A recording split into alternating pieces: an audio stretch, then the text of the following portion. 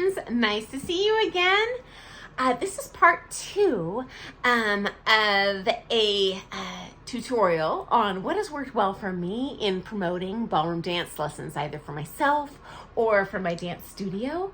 As you may know, I used to own the largest ballroom dance studio in the country, so I have more experience than most in this industry. I'm going to post in the description below a link to part 1 if you missed that, okay guys, because lots of good info here. I am going off my personal experience. I'm not like a professional marketing person.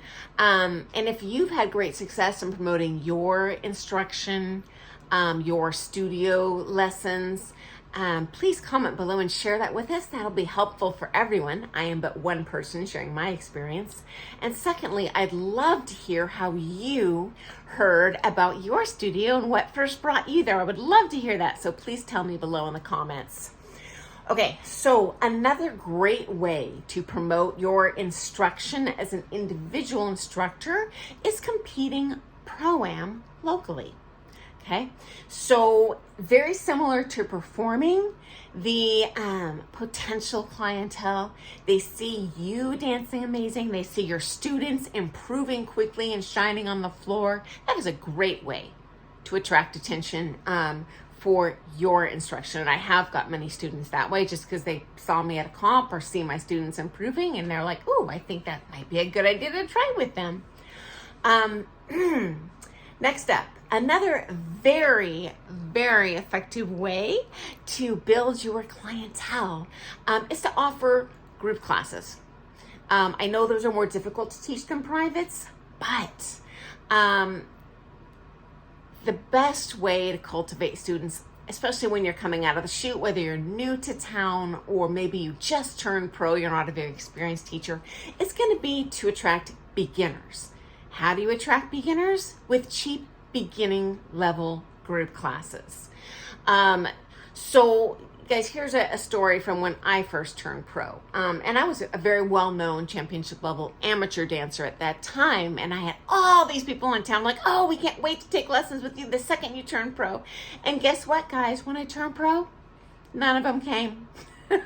My very first group class, no one showed up. But I'll tell you this, I offered cheap beginners classes, and that second week I taught, I had one person show up. He loved it, told all of his friends. The next week I had like 5 people show up, and it built exponentially from there to the point that my group classes were so stuffed, I literally had to divide the group of like 70 people up into 3 different groups to dance separately on the floor and take turns. So it will happen if you're a good teacher. Don't waste your time marketing if you're not going to be a good teacher, but I'm assuming that you are. And if not, hey, keep trying and you will learn.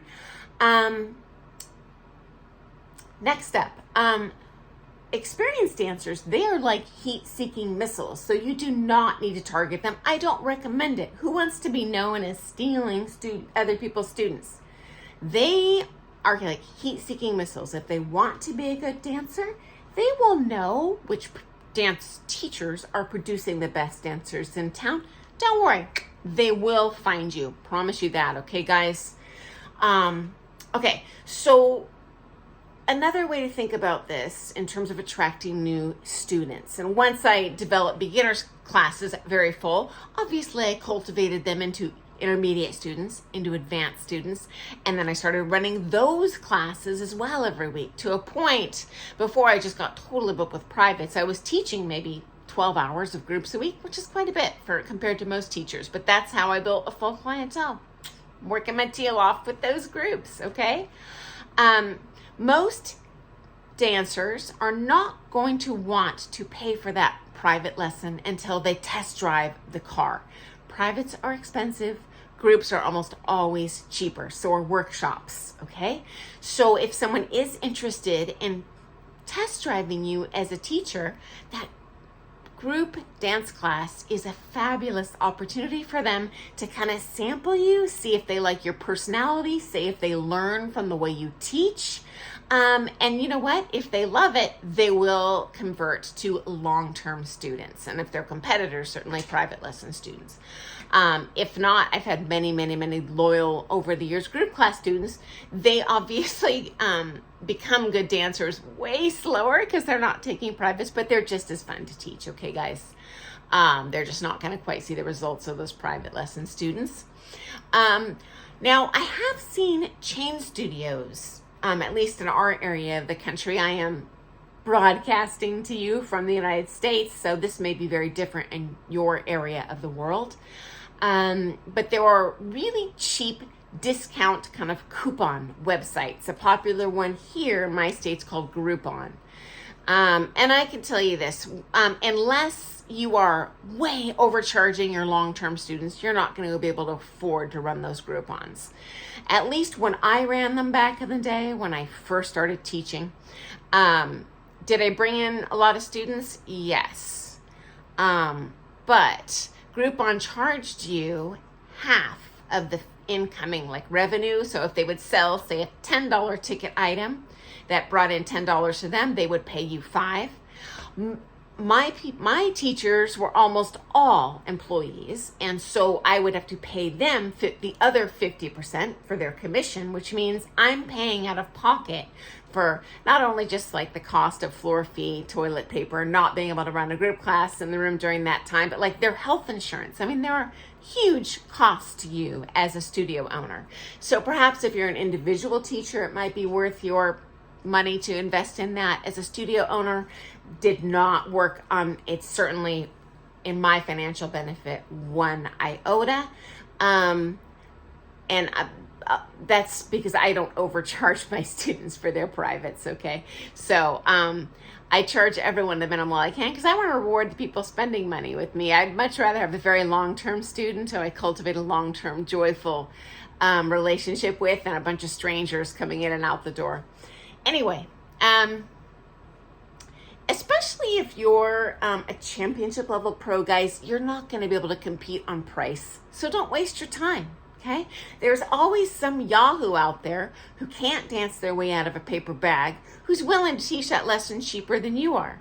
And you know what? Maybe they'll teach it in your living room. It's going to be a horrible lesson, but they'll kind of take all of those newcomer students that could otherwise be yours. And I've got news for you. It's not for the benefit of the dance industry. Here's why. They are not good teachers.